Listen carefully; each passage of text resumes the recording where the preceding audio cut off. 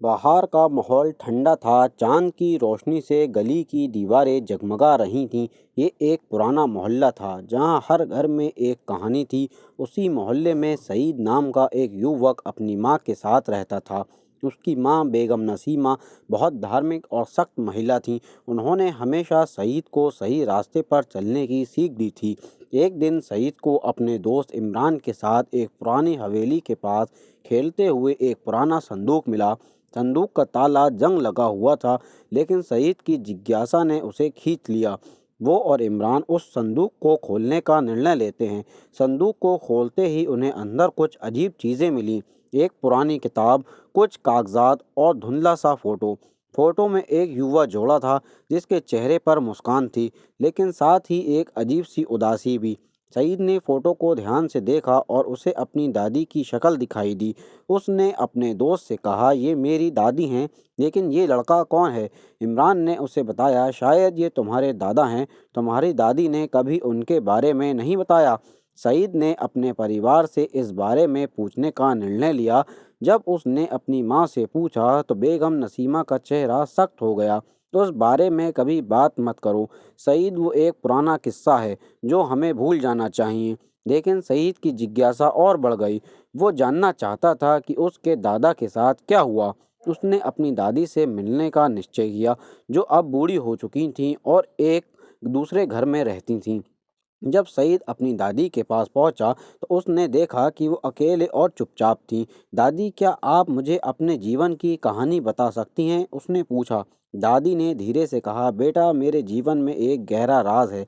मेरे पति, तुम्हारे दादा, एक दिन अचानक घर से चले गए। उन्होंने कहा था कि वो कुछ काम के लिए जा रहे हैं, लेकिन कभी लौट कर नहीं आए।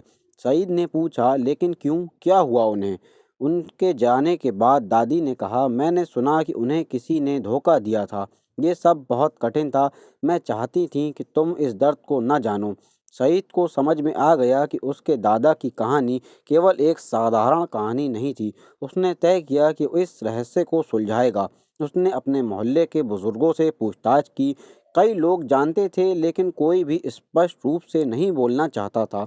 आखिरकार एक बुजुर्ग आदमी ने उसे बताया, सईद, तुम्हारे दादा एक जुल्मी की नज़र में आ गए थे। उन्हें पकड़ लिया गया और कई सालों तक कहीं छिपा कर रखा गया। लेकिन ये सब एक पुरानी बात है। सईद को समझ में आया कि उसके दादा के बारे में जितना वो जानता था, उसने कहीं ज़्यादा ही। उसने अपनी दादी से वादा किया है कि वो सच्चाई को खोज निकालेगा। कुछ दिनों बाद सईद ने एक पुराने मित्र फहद की मदद से अपने दादा के बारे में और जानने का प्रयास किया। फहद ने कुछ पुराने दस्तावेजों को खंगाला और पाया कि सईद के दादा ने वास्तव में एक आंदोलन में भाग लिया था, जो अन्याय के खिलाफ था। सईद की जिज्ञासा और बढ़ गई। उसने तय किया कि वो इस आंदोलन के सदस्यों से मिलेगा।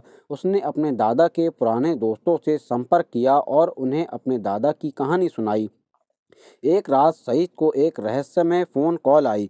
एक व्यक्ति ने कहा, तुम्हारे दादा का सच बहुत गहरा है, वो तुम्हें खुद ही बताएंगे, लेकिन तुम सावधान रहना, कुछ लोग इसे छुपाना चाहते हैं। सईद ने उस व्यक्ति से मिलने का निर्णय लिया। वो एक सुनसान जगह पर गया, जहां उसे एक बूढ़ा आदमी मिला।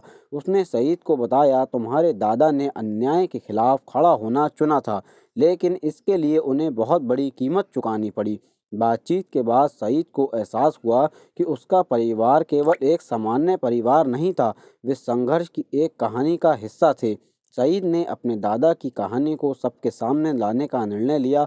उसने एक ब्लॉग शुरू किया और धीरे धीरे उसके दादा की कहानी को लोगों के बीच लाया। धीरे धीरे सईद ने न केवल अपने दादा का सम्मान बढ़ाया, बल्कि अपने समुदाय को भी जागरूक किया। वो जान गया था कि सच्चाई कभी भी छुपी नहीं रह सकती। कहानी खत्म हुई, लेकिन सईद की यात्रा यहीं से शुरू हुई। उसने अपने दादा के संघर्ष को याद रखा और अपने परिवार की विरासत को गर्व से आगे बढ़ाया। इस तरह छुपा हुआ सच न केवल एक परिवार की कहानी बन गई, बल्कि पूरे समुदाय के लिए एक प्रेरणा बन गई।